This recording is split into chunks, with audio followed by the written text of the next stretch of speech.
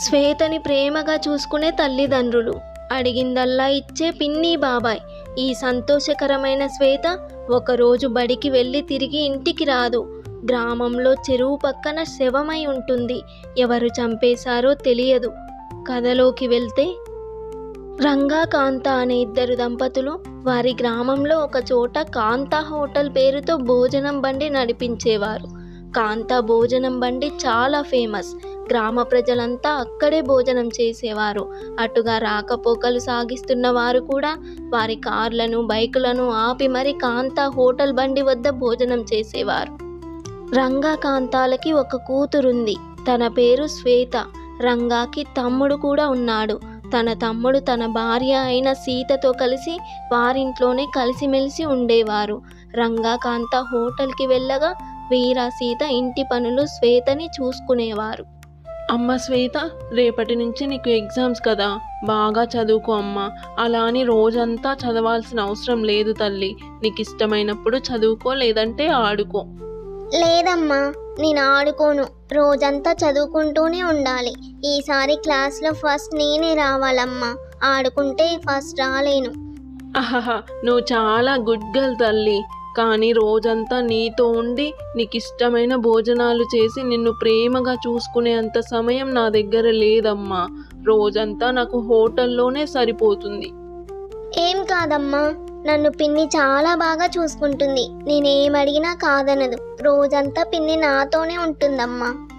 అవునమ్మా, నాకు తెలుసు. మీ పిన్నికి నువ్వంటే చాలా ఇష్టం. మీ పిన్ని ఉందనే ధైర్యంతోనే నిన్ను ఇలా ఇంట్లో వదిలేసి వెళ్తున్నానమ్మా. అక్క, శ్వేత నాకు కూడా కూతురే. నేను తనని చాలా బాగా చూసుకుంటాను. మీరు ధైర్యంగా హోటల్కి వెళ్ళవచ్చక్క. మీరు ఈ కుటుంబం కోసం ఎంతో కష్టపడుతున్నారు. ఇలా ఇంట్లో అందరికీ శ్వేత అంటే చాలా ఇష్టం. సీతకి శ్వేత అంటే ఇంకా ప్రాణం. తను చాలా బాగా చూసుకునేది. శ్వేత వాళ్ళ అమ్మ హోటల్కి వెళ్ళినప్పటికీ సీత ఆ లోటు లేకుండా చూసుకునేది. కానీ ఎందుకో రంగా తమ్ముడు వీరాకి శ్వేత అంటే మనసులో అంత ఇష్టం ఉండేది కాదు. అలా అని బయటికి కోపం చూపించేవాడు కూడా కాదు.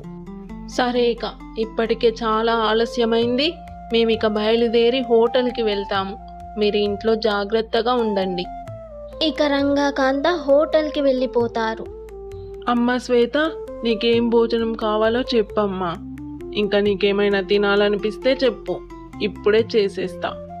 పిన్ని, నాకొక్క దోశ చాలు పిన్ని. ఆ ఒక్కటి వేసివ్వు. నేను ఎక్కువగా తినను. ఎగ్జామ్స్ టైంలో నాకు నిద్ర వస్తుంది పిన్ని ఎక్కువగా తింటే. వీర మాత్రం ఏమీ మాట్లాడకుండా మౌనంగా చూస్తూ ఉండిపోతాడు. శ్వేత అంటే వీరాకి మనసులో అంత ఇష్టం ఉండేది కాదు. తన భార్య సీత శ్వేతపై ప్రేమ చూపించడం కూడా అంతగా నచ్చేది కాదు. కానీ తన కోపాన్ని, చిరాకుని ఏనాడు బయట పెట్టలేదు. అలాగే తల్లి, నీకోసం ఇప్పుడే దోశ చేసి తీసుకొని వస్తాను. నువ్వు చదువుకుంటూ ఉండమ్మా. ఇదిగో సీత, నాకు కూడా ఒక కాఫీ పెట్టు. ఎప్పుడు శ్వేతకి నచ్చినవే చేస్తావా? సరే, శ్వేతకి నచ్చినవి కూడా చేయాలిలే. అబ్బా, చిన్న పిల్లతో మీకు పోటీ ఏంటండి? సరే, మీకు కూడా కాఫీ తెస్తాలేండి. శ్వేత తన పరీక్షల కోసం కష్టపడి చదువుతూ ఉంటుంది. సీత శ్వేతకి కావలసిన రుచికరమైన భోజనాలు ప్రేమతో వండి పెడుతుంది. ఇంతలోనే సాయంకాలం అవుతుంది. అందరూ హాల్లో కూర్చుంటారు. శ్వేత తన అమ్మ నాన్నగారి కోసం ఎదురు చూస్తూ ఉంటుంది. అప్పుడే కాంత హోటల్ నుంచి వస్తూ దారిలో శ్వేత కోసం విలువైన బహుమతిని తీసుకొని వస్తుంది. బావగారేరక్క, మీరొక్కరే వచ్చారేంటి? హోటల్లో సరుకులన్నీ అయిపోయాయి సీత. మీ బావగారు సరుకులు తీసుకురావడానికి పట్టణానికి వెళ్ళాడు. అతను తిరిగి రావడానికి 3 రోజుల సమయం పట్టొచ్చు. అవునా? ఏమిటక్క అది చేతిలో? చాలా కొత్తగా కనిపిస్తుంది. ఇదా, మన శ్వేతకి చిన్న బహుమతి తెచ్చాను సీత. కాంత శ్వేత కోసం విలువైన ఉంగరాన్ని తెస్తుంది. అమ్మ శ్వేత, ఈ రింగ్ నీకోసమే తెచ్చానమ్మా. ఈసారి మన హోటల్లో వచ్చిన లాభంతో నీకోసం ఈ రింగ్ కొన్నాను. ఎలా ఉందమ్మా? చూడు. అమ్మ, చాలా బాగుందమ్మా. నాకు భలే నచ్చింది.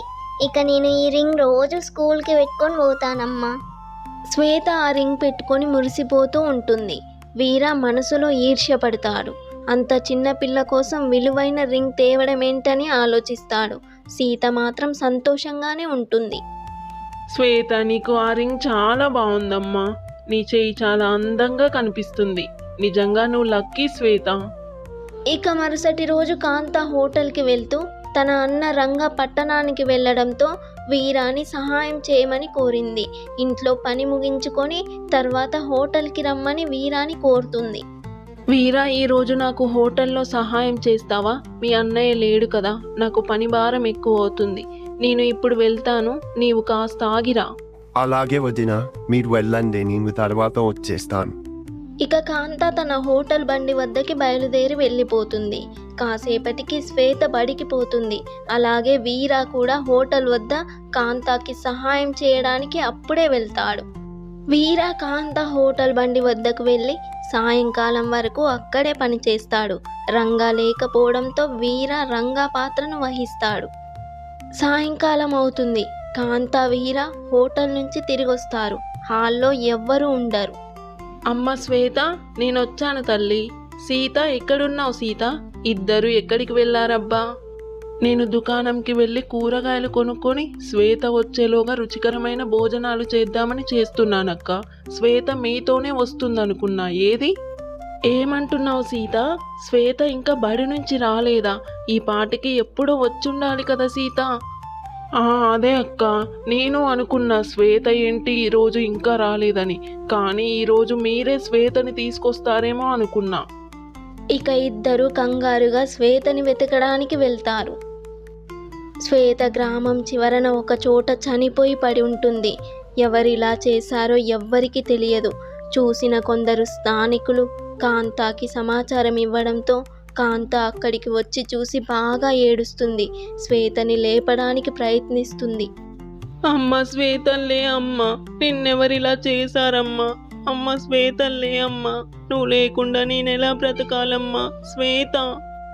అయ్యో, శ్వేత పుస్తకాలు కూడా ఇక్కడే పడున్నాయి. ఎవరిలా చేసుంటారక్క? నేనైతే ఇది భరించలేకపోతున్నాను. ఇంట్లో అందరూ ఏడుస్తూనే ఉంటారు.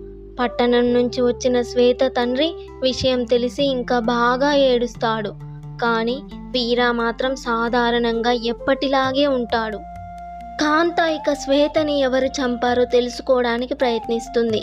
కాంత ఇంటి బయట కూర్చొని ఆలోచిస్తూ ఉంటుంది. తనకొకరిపైన అనుమానం కలదు. ఇక నేను ఏడు పాపేసి శ్వేతని ఇలా చేయడానికి కారణం ఎవరో తెలుసుకోవాలి. నాకెందుకు వీరా పైన అనుమానంగా ఉంది. వీరా ఏనాడు శ్వేతని ప్రేమగా చూసింది లేదు. పైగా ఇప్పుడు కూడా సాధారణంగా ఉంటున్నాడు. ఒకసారి శ్వేత పాఠశాల టీచర్ వద్దకి వెళ్ళాలి. అనుకున్నట్లుగానే కాంత శ్వేత పాఠశాల టీచర్ ఉండే ఇంటికి వెళ్ళి ఆ రోజు శ్వేత బడికి వచ్చిందా రాలేదా అని తెలుసుకుంటుంది. శ్వేతని చంపేశారంటే నాకు చాలా బాధేసింది. శ్వేత మా స్కూల్లో తెలివైన అమ్మాయి. ఆ రోజు స్కూల్కి వచ్చింది, ఎగ్జామ్ బాగా రాసింది. తాను పెట్టుకున్న డైమండ్ రింగ్ని నాకు సంతోషంగా చూపించింది.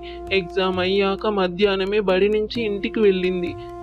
అలా చెప్పి శ్వేత టీచర్ ఇక తన ఇంట్లోకి వెళ్ళిపోతుంది. అయితే నేను వీరాని తప్పుగా అర్థం చేసుకున్నా అన్నమాట. వీరా ఆ రోజు పొద్దున్నే నా వద్దకు వచ్చి సాయంకాలం వరకు పనిచేశాడు. శ్వేత మధ్యాహ్నమే బడి నుంచి ఇంటికి వెళ్ళిపోయింది. అయితే శ్వేతని ఇంకెవరో చంపేశారు. కాంత శ్వేత చనిపోయిన ప్రదేశానికి వెళ్ళి పరిశీలిస్తుంది. అక్కడ శ్వేత పుస్తకాలతో పాటు ఒక టమాటా పడి ఉంటుంది. కానీ చుట్టుపక్కల ఎలాంటి టమాటాలు లేవు. ఆ టమాటా ఎవరో తీసుకొచ్చి పడేసినట్లుగా లేదా పడిపోయినట్లుగా కాంతాకి అనిపిస్తుంది. వెంటనే ఒక అనుమానం వస్తుంది కాంతాకి. కాంత తన అనుమానాన్ని నిజమా కాదా అని తెలుసుకోవడానికి మరేదైనా దొరుకుతుందేమో అని వీరా సీతల గదిలోకి వెళ్ళి రహస్యంగా పరీక్షిస్తుంది. బెడ్పై పడి ఉన్న శ్వేత రింగు చూసి కాంత ఆశ్చర్యపోతుంది. కాంత గుండె బరువెక్కిపోతుంది. ఈ నిజాన్ని కాంత తట్టుకోలేకపోతుంది. ఎక్కడికి వెళ్ళావక్క? మన శ్వేతని ఎవరు చంపారో ఏమైనా తెలిసిందా అక్క? తెలిసింది సీత. ఆ రోజు హోటల్ నుంచి నేను వీరా రాగానే సోఫాలో టమాటోలు వంకాయలు ఉన్నాయి. అలాగే నేను టీచర్ గారి వద్దకు వెళ్తే శ్వేత రింగు చూపించింది అని చెప్పింది. శ్వేత చనిపోయిన ప్రదేశంలో టమాటో ఉంది. నీ బెడ్ పైన శ్వేత రింగు ఉంది. ఇక ఇంతకు మించి నేను వివరించాలనుకోవట్లేదు సీత.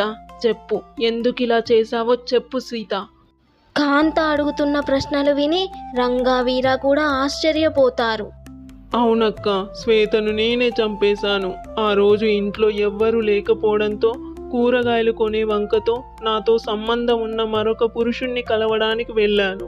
అప్పుడే శ్వేత బడి నుంచి వస్తూ ఆ వ్యక్తితో నన్ను చూసింది. బాబాయ్కి చెప్తా అన్నది. నేనే భయపడి శ్వేతని అక్కడే చంపేసి కూరగాయలు ఇంటికి తెచ్చానక్క. సీత అలా వివరిస్తుండగానే కాంత నమ్మిన వాళ్ళే తన కూతుర్ని చంపేయడంతో తట్టుకోలేక అలాగే సోఫాలో కూర్చొని చనిపోతుంది. వీర ఇక సీతను ఇంట్లో నుంచి గెంటేస్తాడు. రంగా చాలా బాధపడుతూ ఉంటాడు.